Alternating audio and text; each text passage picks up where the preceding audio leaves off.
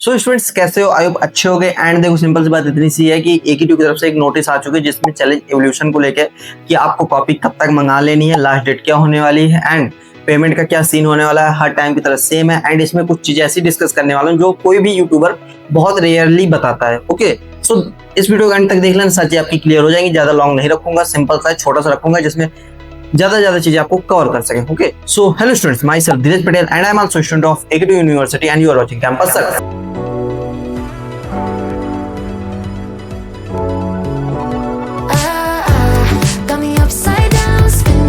सो students सबसे पहली बात आप मैं एक चीज आपको क्लियर करना चाहता हूँ कि अगर आपको कोई भी न्यूज वेरीफाइड करना है कि AKTU की तरफ से आई है नहीं आई, तो आपको सिंपली किसी भी ब्राउजर पे जाकर सर्च करना है AKTU circular. Then AKTU circular search करने के बाद सिंपल सा है, आपको फर्स्ट वेबसाइट मिलेगी, देन आप उस पर क्लिक करेंगे, देन आपके सारे नोटिस आ जाएंगे टाइम वाइज। ओके तो जैसे मैंने इसके बारे में देखा तो ये शायद 17 जुलाई के आसपास समथिंग आया था। ओके सो स्टूडेंट्स इस नोटिस में सिंपल से स्टेज 1 की जो डेट है चैलेंज एवोल्यूशन की कॉपी कब तक आप मंगा सकते हैं वो है 29 जुलाई। ओके 17 जुलाई से 29 जुलाई के बीच में आप कॉपी मंगा सकते हैं। उसके लिए आपको क्या सिंपल से करना है, अपनी ERP लॉगिन करने AKTU ERP पे, देन ERP लॉगिन करने के बाद आपको चैलेंज एवोल्यूशन का डैशबोर्ड दिखेगा, उस पर क्लिक करके आप कॉपी मंगा सकते हैं 300 पे करके। ओके अब कॉपी मंगाने के आपके 300 हैं। सो स्टेज 2 में क्या होने वाला है स्टूडेंट्स, स्टेज 2 में आपके 2500 लगेंगे जिसमें आप कॉपी रीचेक के लिए भेज सकते हैं। ओके अब रीचेक में कॉपी क्या होगा सीन की आपके नंबर इंक्रीज हो सकते हैं, डिक्रीज हो सकते हैं एंड कुछ भी हो सकता है। ओके अब उसका क्या रूल होना है, तो उसके दो रूल हैं, एक है पेमेंट वाला, एक है नंबर वाला। तो देखो हम सबसे पहले नंबर वाला बात करेंगे कि नंबर में क्या सीन होगा। तो नंबर में ये सीन होगा कि आपके 2 मास्टर 2 फैकल्टी जो 2 प्रोफेसर जो भी है वो आपकी कॉपी चेक करेंगे, उनका ऑन एन एवरेज आपको मिलेगा नंबर। अब वो आपके जो पहले प्रेजेंट नंबर उनसे कम हो या उनसे ज्यादा आपको वो एक्सेप्ट करने पड़ेंगे। ओके लाइक अभी आपके 15 नंबर है एंड कॉपी चेक करने के बाद 20 नंबर हो जाएगा, तो वो आपको मानना पड़ेगा। अगर आपके 15 नंबर 10 नंबर हो रहा है एंड एवरेज, वो आपको मानना पड़ेगा। मतलब जितने भी हो गए एवरेज नंबर वो आपको लेने पड़ेंगे एंड वो कंफर्म हो जाएगा। ओके अब हम बात करेंगे दूसरा क्या है, पेमेंट वाला। देखो 2500 लगेगा, उसमें AKTU कह रहा है कि अगर आपके जितने नंबर है उससे 20% इंक्रीज होते हैं तो उसमें आपको 1000 रख के 1500 लौटा दिए जाएंगे। ओके अब 1500 कब तक लौटाएंगे उसके बारे में लास्ट में बात करूंगा, लेकिन सिंपल सी बात इतनी सी है कि आपको एवरेज नंबर जो मिलेगा वो आपको एक्सेप्ट करना पड़ेगा एंड कॉपी रीचेकिंग वाला वही है कि 1000 के 1500 लौटा देंगे।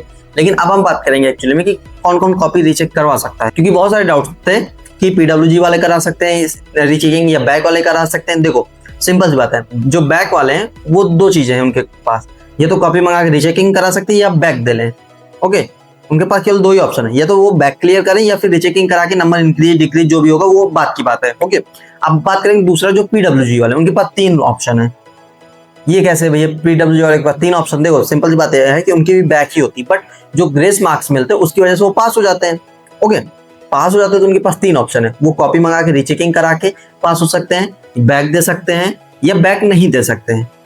ओके क्योंकि बैक वालों को ये होता है ना कि उनको बैक देनी ही देनी है पास होने के लिए, बट PWG वाले ये बैक दे या न दे ये उनके ऊपर डिपेंड करता है। बट सिंपल से ये है कि बैक देने से पहले आपको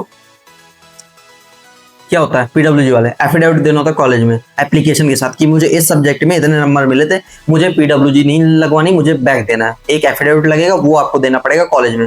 ओके देन आप दोबारा से बैक दे सकते हैं। ओके सो आई होप ये चीज क्लियर हो गई होगी कि आपको क्या क्या चीजें करनी है, क्या क्या नहीं करनी है। ओके सारी चीजें क्लियर है। अब हम बात करेंगे पेमेंट मोड के बारे में कि लाइक पैसा कब तक वापस आएगा जो हमारा 1500 अगर बच गया नंबर बढ़ने पर। देखो सिंपल सी बात ये है, बहुत टाइम लगेगा, एक्चुअली बता रहा हूँ बहुत ज्यादा टाइम लगता है।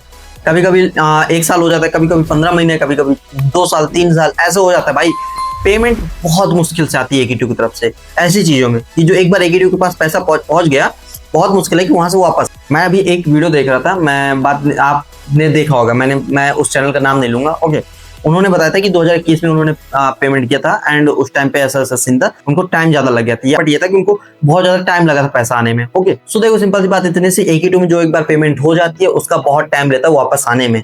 आप सोचो कि मैंने पेमेंट कर दिया, यस अब मेरी रीचेकिंग होगी, नंबर बढ़ गए, 2 दिन बाद पैसा आ जाएगा। नहीं भाई 1 महीना 4 महीना 6 महीना 12 महीना 15 महीना ऐसे लग सकता है। ओके आप सोचो कि तुरंत हो जाए तो तुरंत नहीं होने वाला AKTU की तरफ से, ये बात ध्यान में रख लो। ठीक है तो अब आप सोचो कि आपको रीचेकिंग कराना है नहीं कराना है वो आपके ऊपर डिपेंड करता है। तो PWG वालों आपका क्लियर हो गया, आप रीचेकिंग करा सकते हैं नहीं करा सकते। ओके आई होप मैंने सारी चीजें आपकी क्लियर कर दी हैं कि लाइक 17 जुलाई से 29 जुलाई के बीच में आप कॉपी मंगा सकते हैं स्टेज 1 ERP मॉडल से। देन सेकंड हम बात करेंगे PWG वाले क्या है, तो वो बैक दे सकते हैं, नहीं दे सकते हैं एंड रीचेकिंग करा सकते हैं। तीसरा क्या है, पेमेंट वाला, कि पैसा कितना देना होगा, कितना वापस आ सकता है, किस रूल से।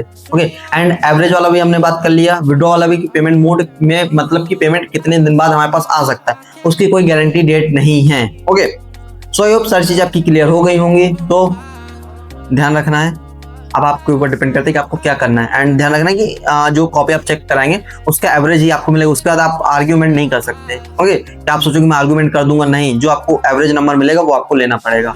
ओके, सो क्लियर है। ओके, देन मैं एक बोनस पॉइंट आपको बताता हूँ कि क्या करना है। अब आपको देखो, अगर आपको AKE2 में कुछ भी प्रॉब्लम हो रही हो, अगर आप AKE2 जा रहे हो, ओके ठीक है, अगर आप AKE2 जा रहे हैं तो आपके पास मैं एक चीज बता दें, आप ERP पे जाएंगे तो आपको वहाँ पे स्टूडेंट सेल मिलेगा। ओके, जैसे आप स्क्रॉल करेंगे नीचे तो स्टूडेंट सेल मिलेगा, वो आपको बुकिंग करनी है, बुक स्लॉट। लाइक आप AKE2 जाने वाले, आपको जो काम है वहाँ पे आपको ब्रीफ दे देना, अपना नाम दे देना एंड आपको टाइम स्लॉट बुक कर लेना, इस टाइम के बीच में आपको एक फैकल्टी मेंटर मिल जाएगा उस चीज के लिए। सो ये बहुत अच्छी AKE2 की तरफ से है, ये बहुत पुरानी बात है, मैं अभी बता रहा हूँ आपको। तो आपको ERP पे सबसे ज्यादा नीचे जाना है, student slot click student cell करके है, उस पर क्लिक करना है या फिर कुछ और नाम से होगा, वहां पे आपको क्लिक करना है। देन आपको अपना स्लॉट बुक कर लेना है, किस टाइम पे आप पहुंच के किस टाइम पे आप मेंटर से मिलेंगे, क्या प्रॉब्लम है आपको, उस हिसाब से आपको मेंटर दे दिया जाएगा एंड वहां पे आपको मेंटर प्रॉपर मिल जाता है। ओके, मेरी एक फ्रेंड वो गई थी, उसको मेंटर मिल गया। ओके, सो ये चीज आपके बहुत ज्यादा काम की होने वाली, सिर्फ मैं बता देता हूँ। ओके, तो ये सारी चीजें आपकी क्लियर हो गई होंगी। तो मिलते हैं नेक्स्ट वीडियो में, जिसमें हम कुछ और बात करेंगे कि थर्ड ईयर आ गया है या सेकंड ईयर आ गया, तो अब आपको क्या क्या राइट डिसीजन लेना चाहिए, कैसे लेना चाहिए, एंड सेकंड ईयर में कैसे पढ़ना चाहिए, थर्ड ईयर में कैसे पढ़ना चाहिए, सारी चीजें मैं अपने एक्सपीरियंस से शेयर करूंगा। मिलते हैं नेक्स्ट वीडियो में, तब तक के लिए बाय बाय, ख्याल रखो, चैनल को सब्सक्राइब कर लेना, कमेंट कर देना अगर कुछ भी डाउट हो। बाय।